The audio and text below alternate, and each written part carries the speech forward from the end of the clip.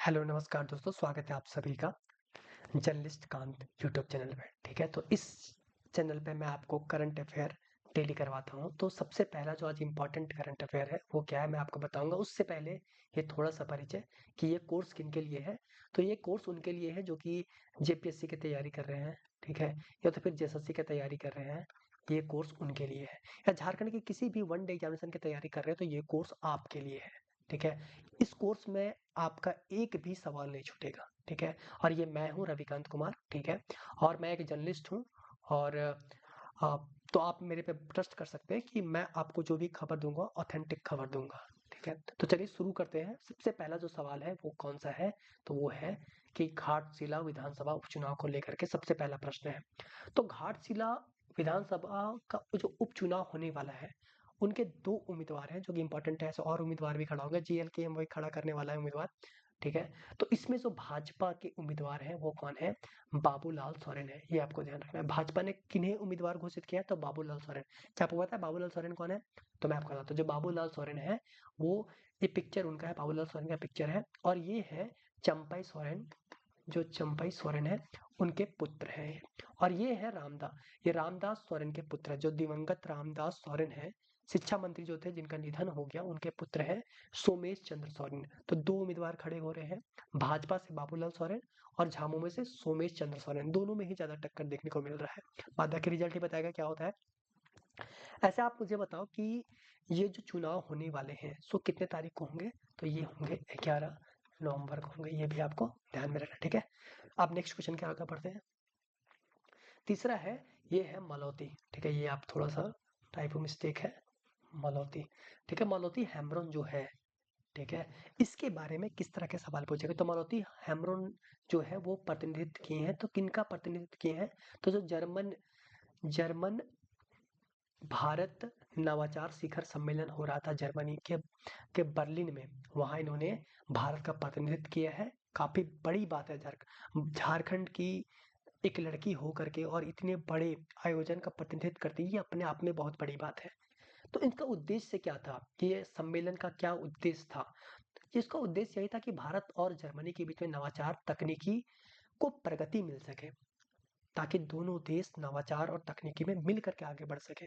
ठीक है, ये ध्यान रखना है।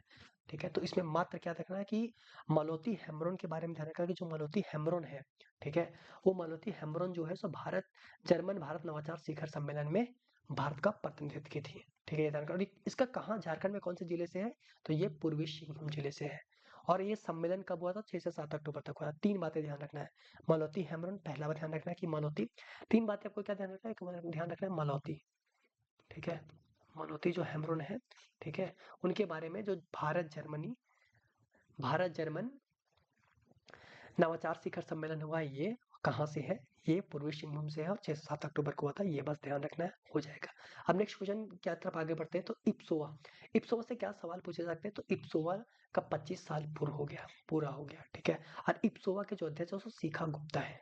कौन है, शिखा गुप्ता इप्सोआ के अध्यक्ष है। ठीक है, बाद बाकी ये चेहरा को आप पहचान ही रहे हैं, ये है हेमंत सोरेन। ठीक है, और ये है कल्पना सोरेन है। और ये पीछे से देख रहे हैं, ये कौन है, ये है अनुराग गुप्ता, जिनका अक्सर कई बार इनका चर्चा होते रहता है। खास करके झारखंड के छात्रों के बीच में काफी चर्चा में रहते हैं। आपको पता है कि चर्चा में क्यों रहते हैं? खैर, मैं ज्यादा बोलूंगा नहीं यहाँ पे। ठीक है, ये है अनुराग गुप्ता जो कि पुलिस महानिदेशक है। ठीक है, ये आपको ध्यान में रखना है। तो 25 साल पूरा हो गया इप्सोआ का। इप्सोआ में क्या होता है कि यहाँ पे जो स्वनिर्मित भारत ने जिसे बनाया है उसका प्रदर्शनी यहाँ पे लगता है, स्टॉल लगते हैं। जो झारखंड के क्राफ्ट है उन्हें यहाँ पे लगाया जाता है, ताकि झारखंड के वस्तुओं का लोगों तक पहुंच बढ़े, भारत आत्मनिर्भर भारत बने। ठीक है, इस उद्देश्य से इसका आयोजन किया जा रहा है और इसका 25 साल आज पूर्ण हो चुका है। ठीक है, ये ध्यान में आपको रखना है। अब आगे जो सवाल है वो धरती आबा ट्राइबल फिल्म फेस्टिवल का समापन। धरती आबा ट्राइबल फिल्म फेस्टिवल से एक सवाल तो पक्का पूछेंगे, लिख के ले लो मेरे से। ठीक है, जब एग्जाम दे के आओगे तो देखोगे ये सवाल पूछा गया है।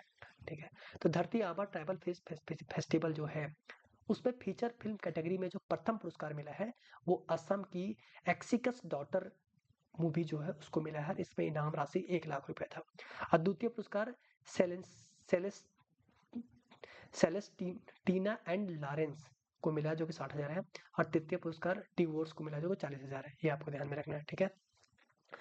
मैं अगर आपसे पूछूं कि आप मुझे बताओ धरती आबा ट्राइबल फिल्म फेस्टिवल का आयोजन कब से कब तक किया गया था, तो इसके पहले वीडियो में मैंने आपको बताया था 15 तारीख के करंट अफेयर को मैंने आपको बताया था कि 14 अक्टूबर से लेकर के 17 अक्टूबर तक इसका आयोजन किया जाएगा। और इस आयोजन का उद्घाटन किसने किया था? चमरलिंडा। और चमरलिंडा कौन सा मंत्री है? तो कल्याण मंत्री है, झारखंड के कल्याण मंत्री है। और झारखंड में कितना कल्याण हो रहा है वो तो पता ही है, स्कॉलरशिप टाइम से तो बच्चों को मिल ही नहीं रहा है, ठीक है।